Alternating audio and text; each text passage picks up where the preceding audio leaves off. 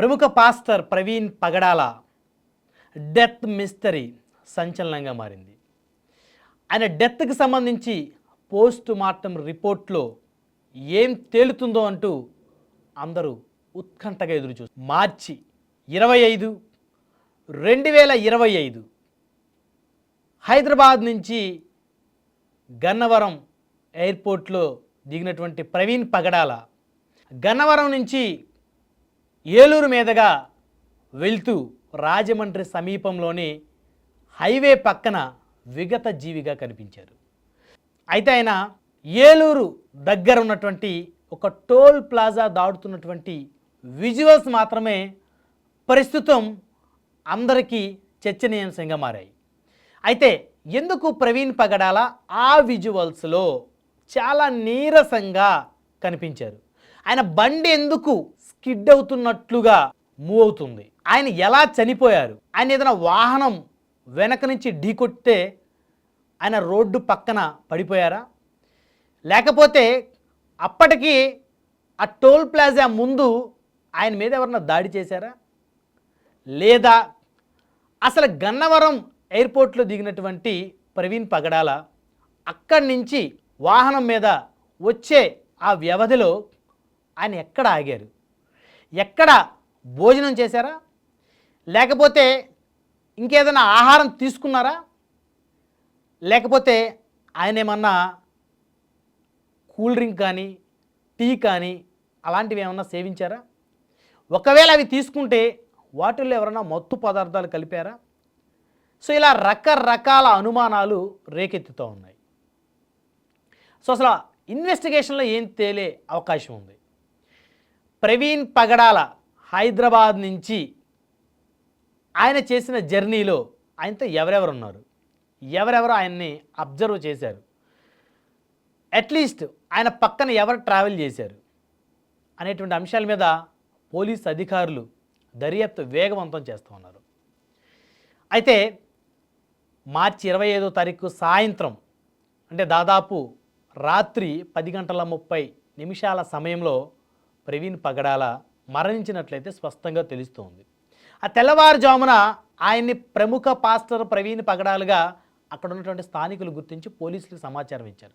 ఆ తర్వాత వార్త ఒక్కసారిగా 2 తెలుగు రాష్ట్రాల్లో దావానంలా వ్యాపించింది. అయితే ఆయన మరణం మీద రకరకాల అనుమానాలను ఇటు క్రిస్టియన్ సంఘాలు పెద్ద ఎత్తున ఎత్తి చూపాయి. ప్రవీణ్ పగడాలను కావాలనే ఎవరో హత్య చేశారంటూ క్రిస్టియన్ సంఘాలు ఆందోళన చేపట్టాయి. రాజమండ్రి ప్రభుత్వ ఆసుపత్రి వద్ద పెద్ద ఎత్తున ఆందోళన కార్యక్రమం చేపట్టాయి. ఆ తర్వాత రాష్ట్ర వ్యాప్తంగా అనేక చర్చిల వద్ద క్రిస్టియన్లు పెద్ద ఎత్తున వి వాంట్ జస్టిస్ అంటూ నినాదాలు చేశారు. అయితే 27వ తారీఖున ప్రవీణ్ పగడాలకి అంత్యక్రియలు జరిగాయి. ఆయనకి పోస్ట్ మార్టం రిపోర్ట్ కూడా మరి ఫోరెన్సిక్స్కి పంపినట్లయితే తెలుస్తూ ఉంది. అయితే ఒకసారి ఫోరెన్సిక్స్కి ల్యాబ్కి పోస్ట్ మార్టం రిపోర్ట్ పంపిన తర్వాత వారం రోజులు వ్యవధి పట్టేటువంటి అవకాశం ఉన్నట్లయితే స్పష్టంగా తెలుస్తూ ఉంది. అయితే ఆ పోస్ట్ మార్టం రిపోర్ట్లో ఎలాంటి సంచలనమైనటువంటి నిజాలు రానున్నాయి, ఆయనకి సంబంధించినటువంటి మరణానికి సంబంధించినటువంటి ఆ పోస్ట్ మార్టం రిపోర్ట్లో వచ్చేటువంటి నివేదికలను నమ్ముతారా? ఒకవేళ ఆయన సహజ మరణమే అని చెప్పేసి కనుక నివేదిక వస్తే క్రిస్టియన్ సంఘాలు ఆందోళన చేయకుండా ఉంటాయా? లేదా పోస్ట్ మార్టం రిపోర్ట్ను కూడా తారుమారు చేశారంటూ కొంతమంది రాజకీయ లబ్ధి పొందేటువంటి వ్యక్తులు ఎవరైనా మాట్లాడే ప్రమాదం ఉందా అనేటువంటి వాటి మీద రకరకాల భిన్నాభిప్రాయాలు వ్యక్తమవుతున్నాయి. అయితే తూర్పుగోదావరి జిల్లా ఎస్పీ సమక్షంలో ప్రవీణ్ పగడాల మరణానికి సంబంధించినటువంటి దర్యాప్తు అయితే వేగవంతంగా జరుగుతూనే ఉంది. అయితే ఎక్కడైనా ఒక యాక్సిడెంట్ జరిగినప్పుడు ఆ యాక్సిడెంట్లో ఒక వ్యక్తి ప్రాణాలు కోల్పోయేంతగా పరిస్థితి వచ్చినప్పుడు ఆ వ్యక్తి ప్రయాణించిన వాహనం కనీసం 50% అయినా డ్యామేజ్ అయిన సంఘటనలు గతంలో చూసాం. కానీ ఇక్కడ మాత్రం పాస్టర్ గారి విషయంలో వాహనం ఆ మేరకు డ్యామేజ్ అవ్వలేదని స్పష్టంగా అర్థమవుతుంది. అత్యంత దృఢమైనటువంటి బుల్లెట్ వాహనం కనీసం 10% కూడా డ్యామేజ్ అయినట్లయితే కనిపించటం లేదనేది అందరి వాదన. అయితే ప్రవీణ్ పగడాల గారిని ఎవరైనా చంపి ఆయన పైన బుల్లెట్ వేసి వెళ్ళిపోయారా అనే దాని మీద కూడా పోలీసుల దర్యాప్తు వేగవంతంగా జరుగుతూ ఉంది. అయితే ఇంకా రకరకాల భిన్నాభిప్రాయాలు వ్యక్తమవుతూ ఉన్నాయి. సో రకరకాల మత ఘర్షణలకి తావిచ్చే విధంగా కొంతమంది ఉద్దేశపూర్వకంగా మాట్లాడుతున్నటువంటి పరిస్థితులు స్పష్టంగా కనపడతా ఉన్నాయి. ఒకవేళ నిజంగా ప్రవీణ్ పగడాల గారిని ఎవరైనా చంపి ఉంటే పోస్ట్ మార్టం రిపోర్ట్లో చాలా క్లియర్గా నివేదిక వచ్చేటువంటి అవకాశం స్పష్టంగా కనపడుతూ ఉంది. ఆల్రెడీ ఆంధ్రప్రదేశ్ ప్రభుత్వం చాలా సీరియస్గా ఈ కేసు తీసుకుంది. అదేవిధంగా ప్రవీణ్ పగడాల గారి ఎదుగుదలను ఓర్చుకోలేక ఎవరైనా తోటి పాస్టర్లు ఎవరైనా ఆయన్ని అంతమొందించేటువంటి కార్యక్రమం చేశారా అనే దాని మీద కూడా అనుమానాలు వ్యక్తపరుస్తూ ఉన్నారు మరికొంతమంది క్రిస్టియన్ సంఘాలు. అదేవిధంగా ఇటు ముస్లింల మీద అదేవిధంగా హిందువుల మీద కూడా రకరకాలుగా క్రిస్టియన్ సంఘాలు మాట్లాడుతూ ఉన్నాయి. సో ఎవరు ఆయన్ని హత్య చేశారు, దాన్ని యాక్సిడెంట్గా చిత్రీకరించారా అనే రకరకాల ప్రశ్నార్థకాలుగా ప్రశ్నలు మిగిలిపోతూ ఉన్నాయి. సో ఏది ఏమైనప్పటికీ కూడా ఆయన ఎక్కడి నుంచి జర్నీ చేశారు, ఆయన జర్నీలో ఆయనతో పాటు ఎవరెవరు ఉన్నారు, అదేవిధంగా ఆయన కాల్ డేటా, ఆయన ఎక్కడికి వెళ్తున్నానని చెప్పారు, ఎవరితో చర్చించారు, వాళ్ళను కూడా పిలిచి విచారిస్తే వాస్తవాలు బయటకు వచ్చే అవకాశం ఉంది. అదేవిధంగా ప్రవీణ్ పగడాల గారు హైదరాబాదులో బయలుదేరి దగ్గర నుంచి ఆయన ఏమి ఆహారం తీసుకున్నారు, ఏమి పానీయాలు ఆయన తీసుకున్నారు, అటు లిక్విడ్ రూపంలో కానీ లేకపోతే భోజనం రూపంలో కానీ ఆయన తిన్న పదార్థాలు ఏంటి అనేటువంటి దాని మీద కూడా దర్యాప్తు వేగవంతంగా జరగాల్సిన అవసరం ఉంది. ఎందుకంటే బలమైనటువంటి శారీర దారుఢ్యం ఉన్నటువంటి ప్రవీణ్ పగడాల గారిని అంత తేలిగ్గా ఆయన మీద దాడి చేసే అవకాశం ఉంటుందా?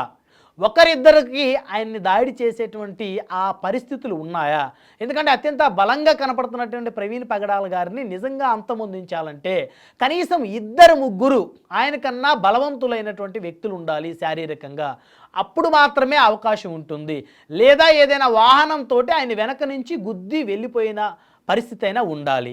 సో కాబట్టి ఖచ్చితంగా ఆయన ప్రయాణించిన ప్రతి టోల్ ప్లాజా వద్ద సీసీటీవీ ఫుటేజ్లు కనుక పరిశీలిస్తే ఆయన మరణం వెనుకున్నటువంటి ఆ మిస్టరీ ఏందనేది చాలా స్పష్టంగా అందరికీ అర్థమయ్యేటువంటి అవకాశం ఉంటుంది. సో కాబట్టి ఆయన పోస్ట్ మార్టం రిపోర్ట్ వచ్చేంత వరకు కూడా క్రిస్టియన్ సంఘాలు ఓపికతో ఉండాల్సినటువంటి అవకాశం ఉంది. అదేవిధంగా రాష్ట్రంలో శాంతి భద్రతలకి విఘాతం కలగకుండా చూడాల్సినటువంటి అవసరం ప్రభుత్వాలకు ఉంది. అదేవిధంగా ప్రభుత్వానికి సంబంధించినటువంటి ఎవరైతే ప్రజాప్రతినిధులు ఉన్నారో కూటమిలో ఉన్నటువంటి అన్ని పార్టీల అధికార ప్రతినిధుల మీద కూడా ఈ యొక్క బాధ్యత ఉన్న పరిస్థితి అయితే ఉంది. అదేవిధంగా ప్రతిపక్ష వైఎస్ఆర్ కాంగ్రెస్ పార్టీ ఈ యొక్క పాస్టర్ గారి మరణాన్ని ఒక ఆయుధంగా రాజకీయంగా మలుచుకోకుండా శాంతి భద్రతలకు విఘాతం కలిగించకుండా వారు కూడా బాధ్యతాయుతమైనటువంటి ఒక పాత్రను పోషించాల్సినటువంటి అవసరం అయితే ఇక్కడ ప్రవీణ్ పగడాల గారి మరణానికి సంబంధించినటువంటి అంశంగా దాన్ని అయితే పరిగణించవచ్చు. ఖచ్చితంగా ప్రతి ఒక్కరు కూడా బాధ్యతతో ఉండి ఆయన పోస్ట్ మార్టం రిపోర్ట్లో ఏ విధమైనటువంటి నివేదిక వస్తుంది అనేటువంటి ఆ సమయం వరకు కూడా అందరూ వేచి చూడాల్సిన అవసరం ఉంది. నిజంగా గనక పాస్టర్ గారిని అతి దారుణంగా ఎవరైనా హత్య చేశారు అనేటువంటి రిపోర్టు కనుక వస్తే ప్రభుత్వాలు ఖచ్చితంగా వారి మీద చర్యలు తీసుకోవాల్సినటువంటి అవసరం అయితే ఖచ్చితంగా ఉందని చెప్పుకోవచ్చు.